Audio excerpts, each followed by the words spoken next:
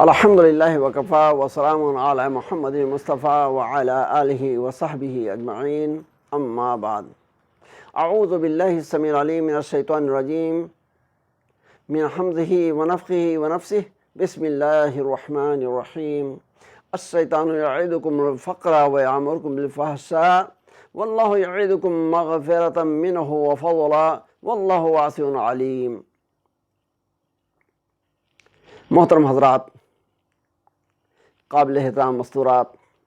السلام علیکم ورحمۃ اللہ وبرکاتہ۔ ابھی جو آیت کریمہ آپ کی خدمت میں پیش کی گئی یہ سورہ بقرہ کی آیت نمبر 268 ہے۔ اس کے اندر اللہ تبارک و تعالیٰ نے شیطان کے تعلق سے دو باتیں پیش کی ہیں اور پھر اپنی طرف سے دو باتیں رکھی ہیں۔ آئیے سب سے پہلے ہم آیت کریمہ کا ترجمہ سنیں، پھر ہم اس کی تشریح و توضیح پر آئیں گے اور اس سے ہمیں اور آپ کو شرعی طریقے پر کیا درس و عبرت ملتا ہے انشاءاللہ اس کی طرف بھی آپ کی توجہ مبذول کرائیں گے۔ اعوذ باللہ من الشیطان الرجیم۔ الشیطان یعدکم الفقر ویأمرکم بالفحشاء۔ اللہ تبارک و تعالیٰ فرماتا ہے کہ اے لوگو، شیطان تمہیں محتاجی سے ڈراتا ہے اور بے حیائی کا تمہیں حکم دیتا ہے، اور اللہ تبارک و تعالیٰ اپنی طرف سے مغفرت کا تم سے وعدہ فرماتا ہے اور اپنے فضل سے نوازنے کا تم سے وعدہ کرتا ہے۔ واللہ واسع علیم، اور یاد رکھو کہ اللہ بڑی وسعت و کشادگی والا اور سب کچھ جاننے والا ہے۔ اس آیت کریمہ کے اندر شیطان کے تعلق سے دو حقیقت اللہ تبارک و تعالیٰ نے ہمارے سامنے پیش کی۔ پہلی چیز یہ کہ یہ شیطان لعین جو ہمارا اور آپ کا دشمن ہے، یہ ہمیشہ ہمارے دل کے اندر خوف، دہشت اور ڈر ڈالنے کی کوشش کرتا ہے، تاکہ جب اللہ کی اطاعت فرمانبرداری کی بات آ جائے، پیارے نبی صلی اللہ علیہ وسلم کے حکم کی فرمانبرداری کی بات آئے تو ہم پیچھے ہو جائیں، نعوذ باللہ، ہم اللہ اور رسول کی کامل اطاعت نہ کر سکیں۔ چنانچہ اس سے پہلے پروگرام میں نے انفاق فی سبیل اللہ کے تعلق سے کچھ بات کی تھی۔ جب راہ خدا میں خرچ کرنے کی بات آتی ہے تو شیطان یہ وسوسہ دل کے اندر ڈالے گا کہ اگر تم اتنا خرچ کر دو گے اتنی دولت تمہاری چلی جائے گی، اتنا کام تمہارا رک جائے گا اور اتنا تمہارا نقصان ہو جائے گا، نعوذ باللہ۔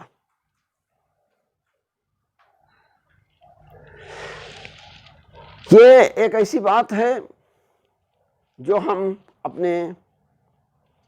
تجربے سے بھی معلوم کر سکتے ہیں کہ عام طور پر ایسی حالت ہم سب لوگوں کے سامنے آتی ہے، لیکن اللہ تبارک و تعالیٰ کو پسند یہ ہے کہ شیطانی وسوسے کو نظر انداز کر کے، لکوا کر کے آدمی وہ کام کرنے کی کوشش کرے جو رب کے حکم کا تقاضا ہے، اور اس پر اللہ تبارک و تعالیٰ بہت خوش ہوتا ہے۔ یہ بڑی فضیلت والا کام ہمارے دین کے اندر قرار دیا گیا ہے۔ ہمیں صحیح مسلم کی ایک روایت یاد آ رہی ہے کہ ایک مرتبہ اللہ کے نبی جناب محمد رسول اللہ صلی اللہ علیہ وسلم سے پوچھا گیا کہ اللہ کے رسول صلی اللہ علیہ وسلم، سب سے افضل، سب سے فضیلت والا صدقہ کون ہے؟ کس صدقے کا اجر و ثواب زیادہ ہوتا ہے؟ اللہ کے نبی صلی اللہ علیہ وسلم نے فرمایا، ان تنفق وانت صحیح تخشى الفقر وتامل الغنى، کہ وہ صدقہ، وہ خیرات زیادہ اجر و ثواب والا ہے، رب کی رضا کا زیادہ سامان بننے والا ہے، زیادہ فضیلت والا ہے، جو 4 حالتوں کے پائے جانے کے باوجود بھی کیا جائے۔ وہ 4 حالتیں کیا ہیں؟ اللہ کے نبی صلی اللہ علیہ وسلم فرماتے ہیں کہ تم صدقہ اس حال میں کرو کہ تم تندرست ہو، صحیح، تمہیں مال کی حرص و لالچ بھی ہو، تخشى الفقر، اور تم اس حالت میں ہو کہ دل کے اندر یہ کھٹکا ہو، شیطان کا یہ وسوسہ ہو کہ اگر ہم مال خرچ کر دیں گے تو ہم محتاج ہو جائیں گے، نادار ہو جائیں گے۔ وَتَعْمَلُ الْغِنَى، اور دوسری طرف یہ امید بھی تمہیں لگی ہو کہ اگر اس مال کو ہم راہ خدا میں خرچ کرنے کے بجائے اپنے بزنس میں اور اپنے پروجیکٹ میں ہم اس کو اگر خرچ کر دیں گے تو ہمیں اور زیادہ مال مل جائے گا،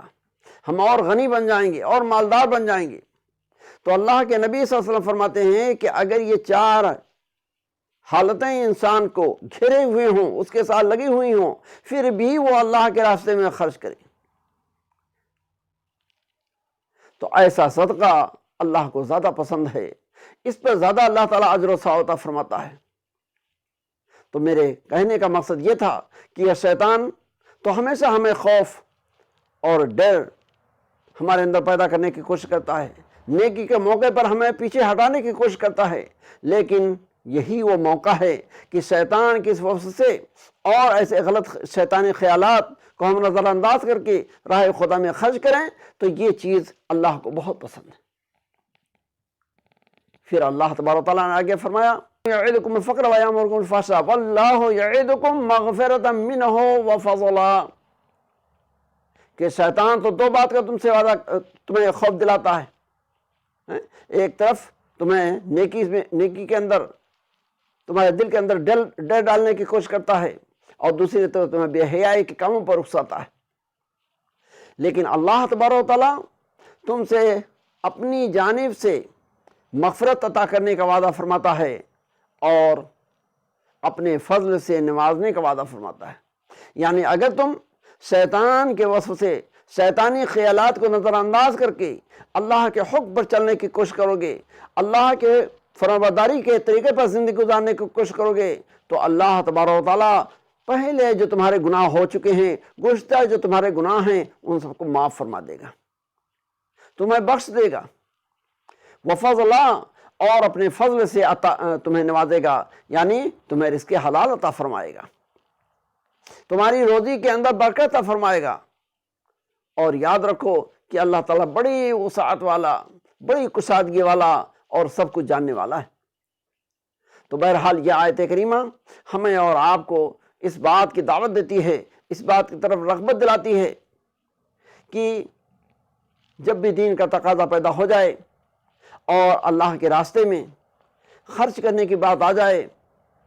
تو ہمیں اللہ پر توکل و اعتماد کرتے ہوئے،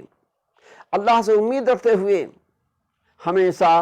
اللہ کے حکم کے مطابق خرچ کرنے کی کوشش کرنی چاہیے، اپنے دھن دولت کو راہ خدا میں لگانے کی کوشش کرنی چاہیے، اور